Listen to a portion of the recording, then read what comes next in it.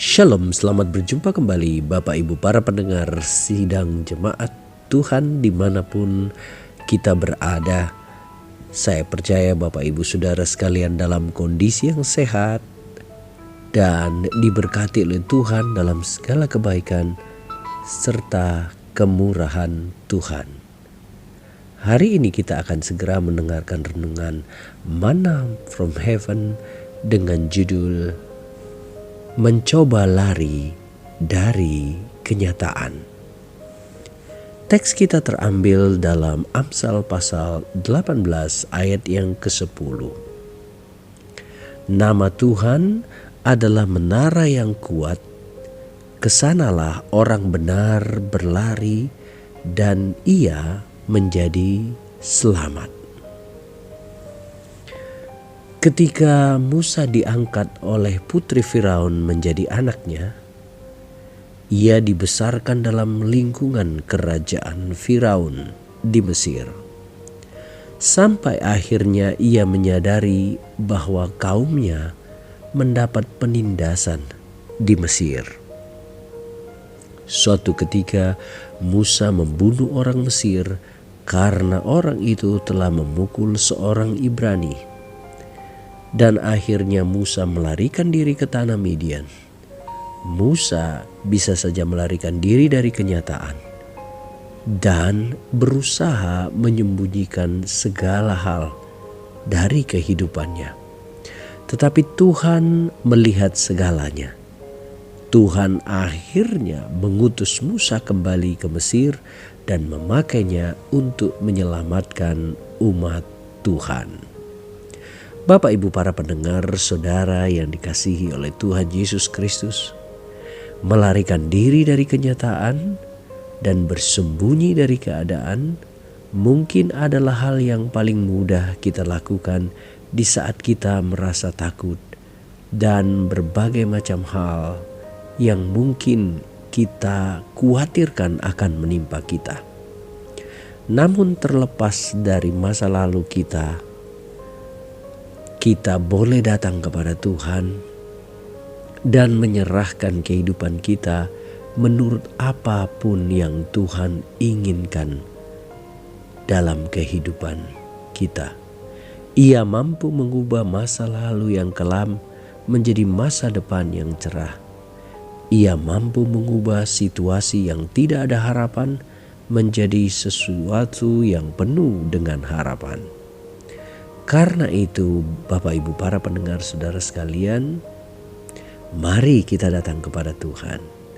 Kita serahkan hidupan kita agar oleh kemurahan Tuhan, kehidupan kita yang mungkin dulunya banyak orang tidak melihatnya sebagai yang berguna, yang berhasil, yang direndahkan, bahkan mungkin dipandang sebelah mata, dapat berubah menjadi berkat bagi banyak orang. Ada sebuah film serial TV bernama Cold Case. Film ini mengangkat kisah pembunuhan yang sudah lama di-PTS-kan. Beberapa kisah itu dibuka dan diusut kembali. Para pelaku yang sebenarnya pun tertangkap setelah mungkin belasan puluh tahun tidak terungkap. Semuanya akhirnya dapat diketahui. Banyak di antara mereka yang mengaku bahwa selama tahun-tahun itu mereka tidak tenang dalam menghadapi kehidupan. Nah, Bapak Ibu para pendengar yang dikasihi oleh Tuhan, Yunus bukanlah pelaku tindak kriminal, namun ia lari dari kenyataan di mana Tuhan telah menugaskannya pergi ke Niniwe, menyerukan kepada kota itu supaya bertobat. Tetapi ia menghindar sekuat tenaga.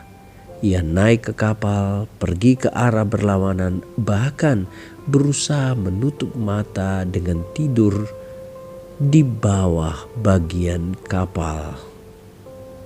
Nah, Bapak Ibu para pendengar, berhasilkah ia? Sama sekali tidak. tidurnya terganggu. Semua mata dan telunjuk jari mengarah kepadanya.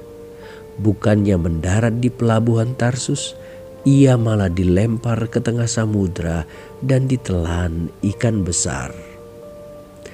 Ongkos yang mahal harganya harus ia bayar ketika ia lari dari kenyataan yang Tuhan inginkan. Bapak Ibu para pendengar, saudara sekalian, kita ingin kehendak Tuhan yang jadi.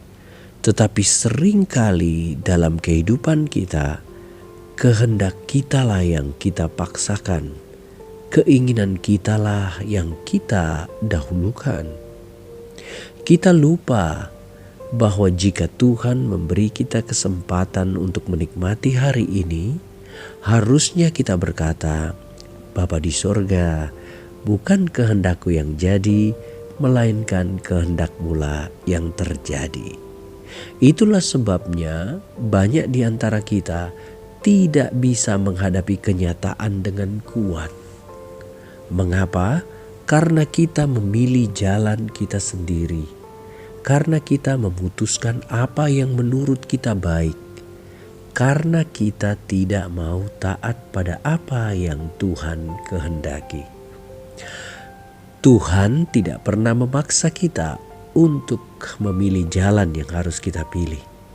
Tetapi kalau kita mengikuti jalan yang kita pilih sendiri, suatu saat jalan itu akan memaksa kita untuk menyerah, untuk tidak dapat berbuat apa-apa lagi, sehingga satu-satunya tempat mendapatkan pertolongan hanyalah kepada Tuhan. Nah, Bapak Ibu para pendengar yang dikasihi oleh Tuhan Yesus Kristus, janganlah lari dari kenyataan. Hadapilah kenyataan bersama dengan Tuhan. Alkitab berkata bahwa kita seharusnya cakap menanggung segala perkara.